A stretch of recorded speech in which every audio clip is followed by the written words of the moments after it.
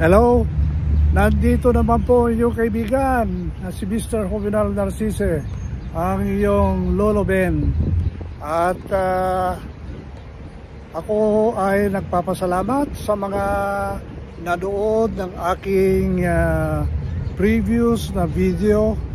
Ito yung ano ba yung pinag-usapan natin tungkol sa nakalipas na 2 araw na nakipag-uusap ako sa inyo, ay tungkol sa kung magkano ang ibibigay mong tip dito sa Amerika pag kumakain ka sa mga restaurant na merong waiter o waitresses, at kung ano ang ginagawa ko sa Pilipinas pag ako ay kumakain sa mga restaurant at pumupunta sa mga bangko at syempre sa mga lugar na mayroong services. Kaya ngayong araw na ito, salamat po salamat talaga sa mga more than 400 views na nanood sa previous na video ko. Alam niyo ako, kahit na 10, 30, 40, 100 ang nanonood sa video ko, okay lang, nagpapasalamat ako.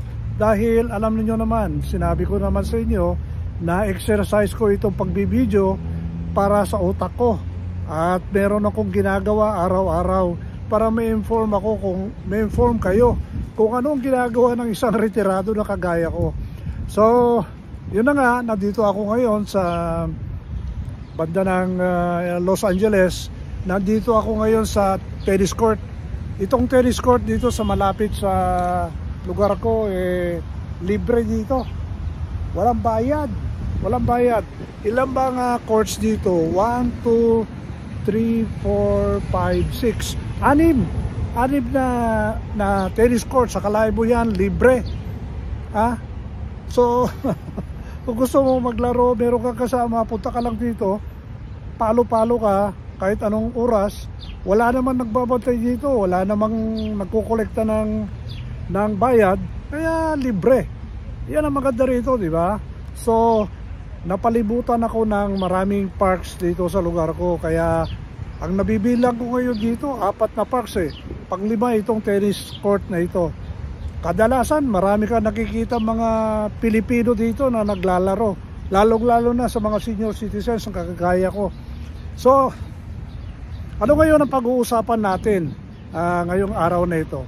Alam niyo, nung medyo bata-bata pa ako dito at nag-i-stay dito sa Amerika, meron akong kotse na dinadrive. Ang last na kotse na dinadrive ko nung bandang 2012, 2013. Ito yung mini cruiser. At magandang sasakyan itong ginagamit ko dito pag nandito ako sa Amerika. Kung minsan tumatagal ako kasi ng 3 buwan dito. So, yun, palibot-libot ako kung saan-saan. Pero ngayon na, for the past 5 years na, bago pandemic,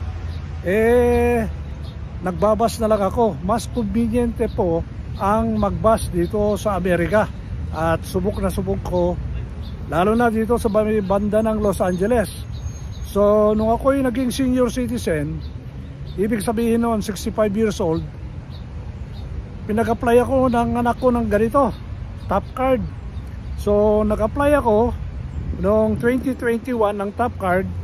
At ayun na nga ang ginagamit ko. Ang maganda dito is pag 65 years and above ka, ang babayar mo lang sa isang buwan ay $20. Magkano yung $20 sa atin? Mga sabihin na lang natin 1,200 pesos. 30 days mo na gagamitin yan. So kahit saan ka pumunta, kahit doon sa mga suburbs, like pag pumunta ako doon sa outlet ng Levi's sa Commerce, 2 bus rides lang ang kinakailangan ko, at abutin ako ng mga 45 to 50 minutes, nandun na ako. Conveniente. Kahit araw-araw ako pumunta doon, okay lang. Pero dati nung wala pa akong top card, ang binabayad ko is 75 cents. Eh syempre 75 cents times 30 days, at yung 75 cents kung minsan pag lumabas ka, dalawang trips yun, di magiging $1.50. Tapos times 30, di aabutin ka ng aabutin ka ng more than $30. So pag kumuha ka ng top, $20 lang babayad mo, eh baka katipid ka ng malaki. Ngayon, hindi ko alam kung magkano binayad ng anak ko, yung anak kong babae, yung daughter ko. Palagay ko mga $5 or $10 lang sa card. And then, nilagyan ng deposit na $20 at okay na yon. Nung tumagal ako ng 3 months dito, ang ginawa ko, pumunta lang ako sa isang subway station dito, dahil merong metro substation dito. Pumunta ako doon sa ATM. Meron silang ATM doon kasi pwede kang magpa-reload doon. Kung hindi, pwede mong i-reload through your credit card or debit card. So madali lang, $20. Kaagad papasok yung niload mo, pwede mo nang gamitin uli ng 30 days. So ganun po, very convenient. Pwede mo pang gamitin ito sa subway, kasi dito sa Los Angeles meron silang subway at konektado sa bus. Kahit anong klaseng bus dito, metro bus, dash bus, ganon, ito ang gamitin mo, patok na patok.